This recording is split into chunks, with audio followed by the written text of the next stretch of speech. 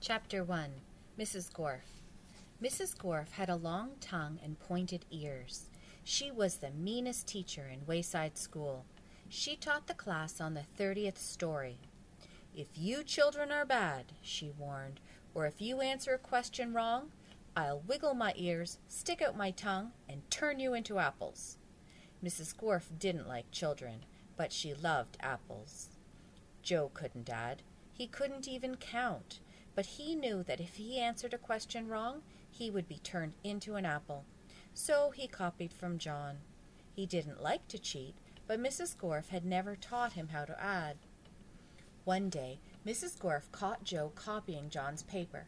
She wiggled her ears, first her right one, then her left, stuck out her tongue, and turned Joe into an apple.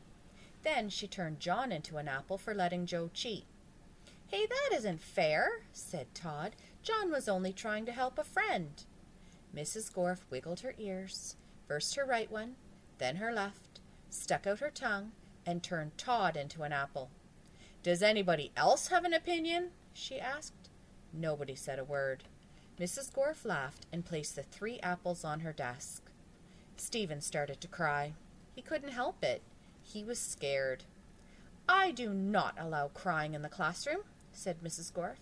She wiggled her ears, first her right one, then her left, stuck out her tongue, and turned Stephen into an apple. For the rest of the day, the children were absolutely quiet, and when they went home, they were too scared even to talk to their parents. But Joe, John, Todd, and Stephen couldn't go home.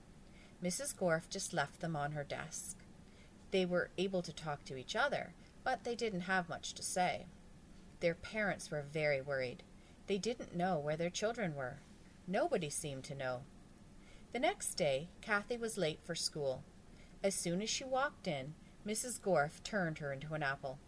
Paul sneezed during class. He was turned into an apple. Nancy said, "Bless you," when Paul sneezed.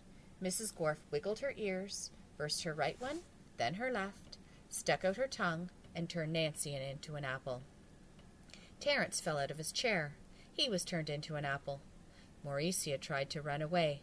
She was halfway to the door as Mrs. Gorf's right ear began to wiggle. When she reached the door, Mrs. Gorf's left ear wiggled. Mauricia opened the door and had 1 foot outside when Mrs. Gorf stuck out her tongue. Mauricia became an apple. Mrs. Gorf picked up the apple from the floor and put it on her desk with the others. Then a funny thing happened. Mrs. Gorf turned around and fell over a piece of chalk. The 3 Erics laughed. They were turned into apples. Mrs. Gorf had a dozen apples on her desk. Joe, John, Todd, Stephen, Kathy, Paul, Nancy, Terence, Mauricia, and the 3 Erics. Eric Fry, Eric Bacon, and Eric Ovens. Lewis, the yard teacher, walked into the classroom. He had missed the children at recess. He had heard that Mrs. Gorf was a mean teacher, so he came up to investigate. He saw the 12 apples on Mrs. Gorf's desk. "I must be wrong," he thought. "She must be a good teacher if so many children bring her apples." He walked back down to the playground. The next day, a dozen more children were turned into apples. Lewis, the yard teacher, came back into the room. He saw 24 apples on Mrs. Gorf's desk. There were only 3 children left in the class. "She must be the best teacher in the world," he thought.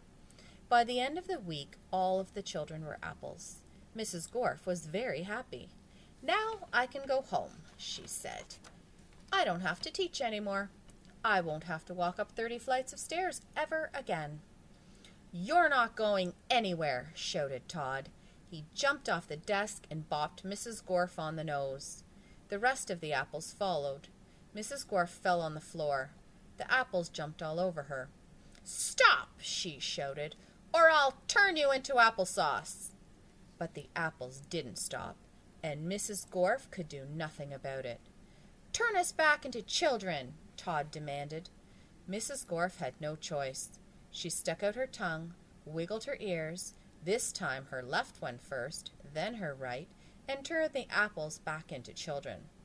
"All right," said Mauricia. "Let's go get Lewis. He'll know what to do." "No!" screamed Mrs. Gorf. I'll turn you back into apples." She wiggled her ears, first her right one, then her left, and stuck out her tongue. But Jenny held up a mirror, and Mrs. Gorf turned herself into an apple. The children didn't know what to do. They didn't have a teacher. Even though Mrs. Gorf was mean, they didn't think it was right to leave her as an apple. But none of them knew how to wiggle their ears. Louis, the yard teacher, walked in. "Where's Mrs. Gorf?" he asked. Nobody said a word.